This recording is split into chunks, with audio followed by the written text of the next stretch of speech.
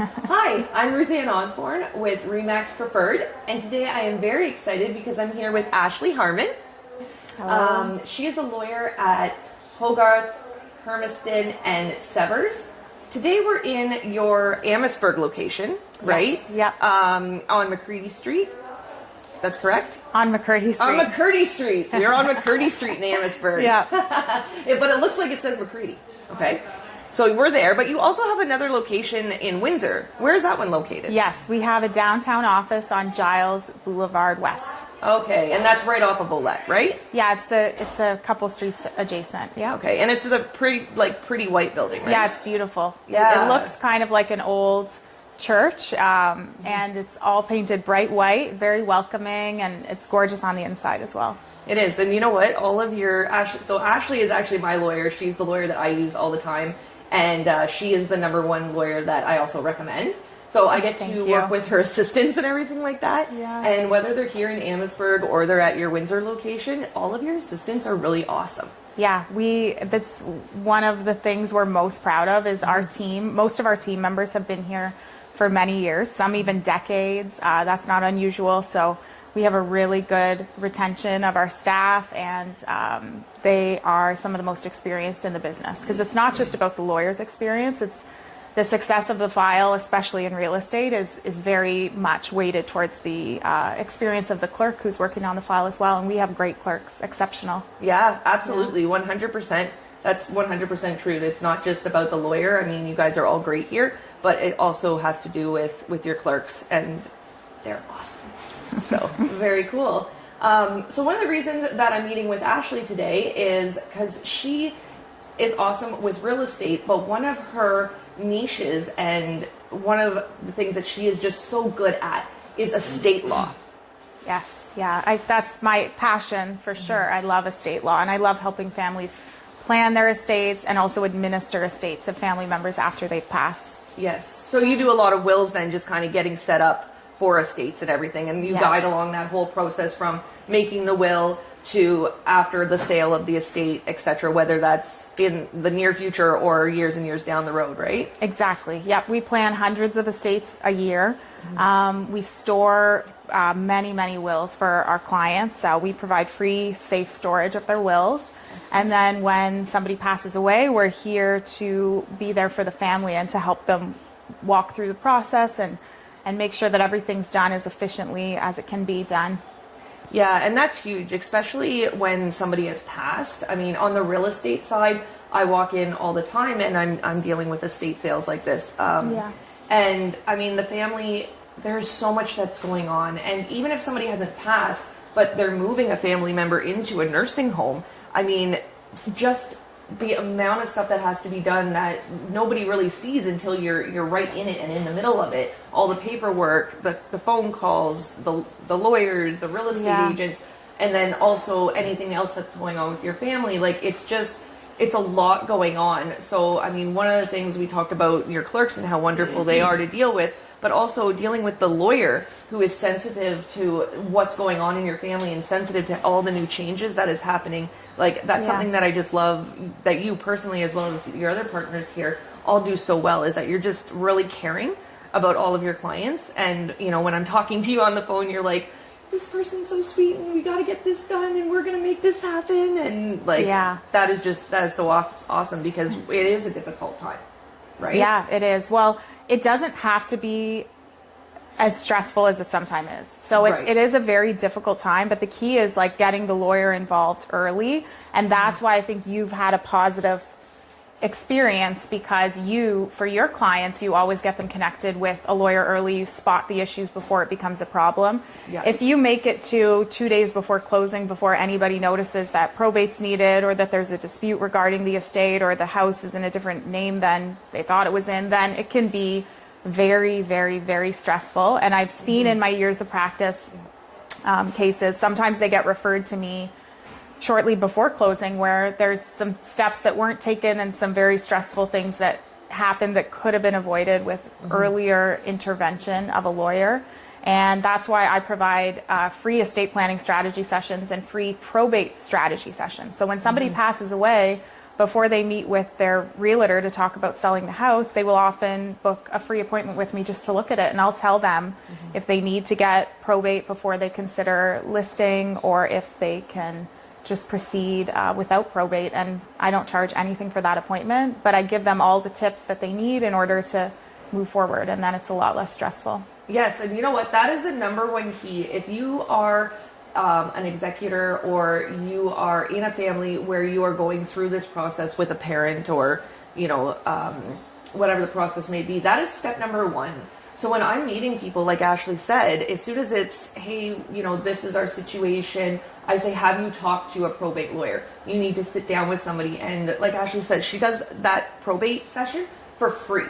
So there's no charge out of the pocket. And I know, like I said before, there's so much going on, right? And you're hearing so many things, but that is step one.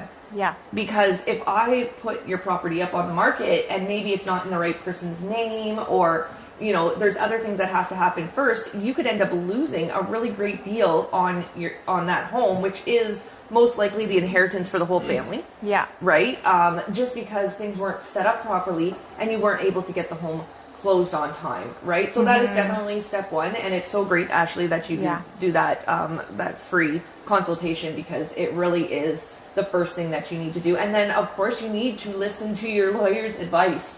You know, I mean, sometimes I go in and there's five family members, all the brothers and sisters, they're all executors of the will instead of just one. And I know for myself that that does sometimes create problems, because you could be sitting down with a lawyer and they're saying, listen, we need at least 2 months to be able to get to this process before you can put it on the market. But you have 1 or 2 family members that are saying, no, I want to put it up on the market now, right? So whatever your lawyer is saying is what you need to be doing first off. Yeah, well, that's why I term my estate planning sessions and my probate sessions strategy sessions, because I don't just sit someone down in the room and tell them what to do. Like, I sit down with them and I explain to them how the process is going to work, what different options they may have, and how risky each of those options are. Yeah. And I sometimes give a recommendation of what I would do in their shoes. But just giving them a warning of the ways it can go wrong. Because before I started doing probates and estate planning, I came from a litigation background. I still handle some estate litigation files. I'm very picky about estate litigation files, but I still do some. So litigation means there's a dispute and it's in court. And so I've seen things go wrong every which way that they can go wrong. I've seen things go to court for all types of reasons. And so when I do that strategy session, I can look at something and say, if you choose this path, here's the ways it could backfire. If you choose this path, here's the way it can backfire. And sometimes the client may choose a path that could backfire, and that is entirely up to them. But I just want to make sure people have the information that they need in order to move forward. Yeah, absolutely. Absolutely. And so the other topic that I kind of wanted to talk about, and we have covered a little bit of this too, is when I hear this kind of more and more, okay, where families are starting that process. So it's earlier on and the family is maybe retiring. So they're not going into a nursing home. They're not, there's nobody who's going to be passing away soon or anything like that, but they are retiring. Maybe they're going to Florida and they have a home and they're choosing to put, say, their daughter on it. You know, we're going to give our son X amount of money from investments or however they have it set up, but our daughter's getting the house. So they put the daughter on the deed of the home. What are your thoughts on doing that? Like, how does that make a difference in the future? Do you think that that's good? And what are some pros and cons with that, doing it that way? I have seen that go wrong many, many different ways. But I've also seen circumstances where I've recommended putting somebody's name on a house. There is I could talk for about 2 hours on this topic. You've touched on one of my favorite topics to talk about. But that would be an extensive strategy session. So if that's even crossing your mind, I would highly recommend sitting down with myself or another lawyer who knows about estate planning and talking about the strategy of that. Because I can tell you there are capital gains tax considerations that most people don't think about. Most people are only thinking about probate tax. They're not thinking about capital gains tax. And they end up being penny rich, dollar poor, and blowing a whole bunch of their estate on unnecessary tax. So don't just take advice to be throwing kids' names on houses easily. Like, it's a very serious step to take that you have to consider capital gains tax, you have to consider divorce law, you have to have a lawyer who not only specializes in estate planning, but also knows about trusts, because there could be some trust considerations.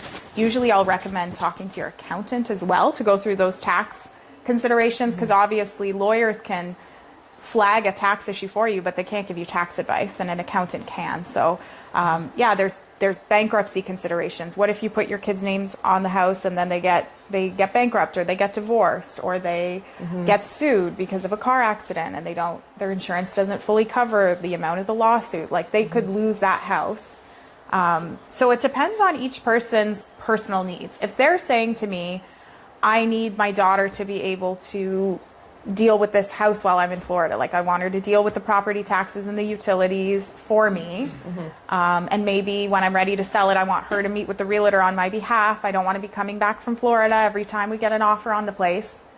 I would usually recommend a power of attorney for something like that. Right. So it really depends. What are you trying to do? Are you trying to make your life more convenient? Are you trying to avoid taxes? Are you trying to gift the property? And then based on the answer to that question, we would come up with the best path forward on that. Awesome. Yeah, that's definitely something that I hear more and more people, they're bringing it up in conversations with me, and I'm always saying you need to talk to a lawyer first about that. I know that we did have, I've come quite a few times, and I'm sure like every realtor has, where you come across a property where the family has helped purchase the property. The kids couldn't do it at the time, right? So the parents put their names on it, and then they put the kids on it, and the parents stayed on it, and the kids have been there for 25 years, and now they're moving. Yeah. And there's a lot of stuff with that, tax obligations and things like that can happen as well. So just putting your name or putting your kids on it, or that type of thing, is definitely something that you should always talk to a lawyer about.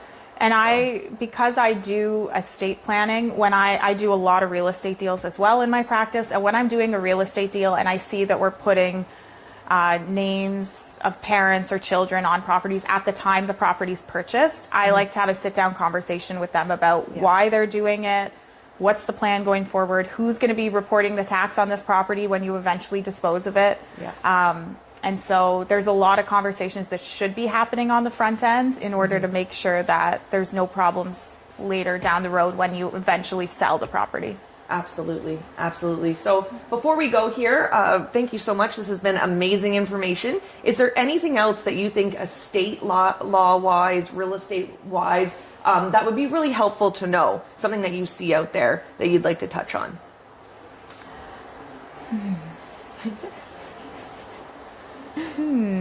She's got so many ideas and so many things that she wants to, but so little time.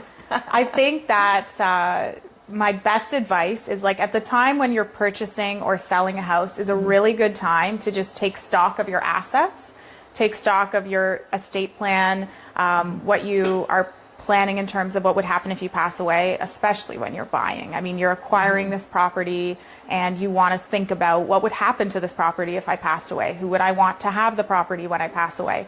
And so many lawyers, not just myself, will give this information like for free, for a quick sit-down session to talk about doing your estate, your estate plan. If your estate plan that is existing doesn't need any updates, a good lawyer will just be honest with you and say, this looks great. Like, I'm glad you're reassessing it, but it's everything you need it to be. You don't need to be paying to change this in any way. So there's no one-size-fits-all advice. There's no like tidbit I could give that would apply to everybody across the board. Every single family is unique. Every estate plan's unique. Everybody has different tax considerations that apply to them. So I would say, get a lawyer that you can trust and that you can review your estate plan with every 5 years, and just try and keep everything as organized as you can so that you and your family won't have any surprises down the road. Very true. Awesome. Well, thank you so much, Ashley. And if you would like to reach out to Ashley, give her a call at her office. You can also email her, check out her social media. Facebook, Instagram, and TikTok. And if you are looking to buy or sell in this market, give me Ruthann Osborne a call, 226-782-4493. Thank you. Thanks for having me.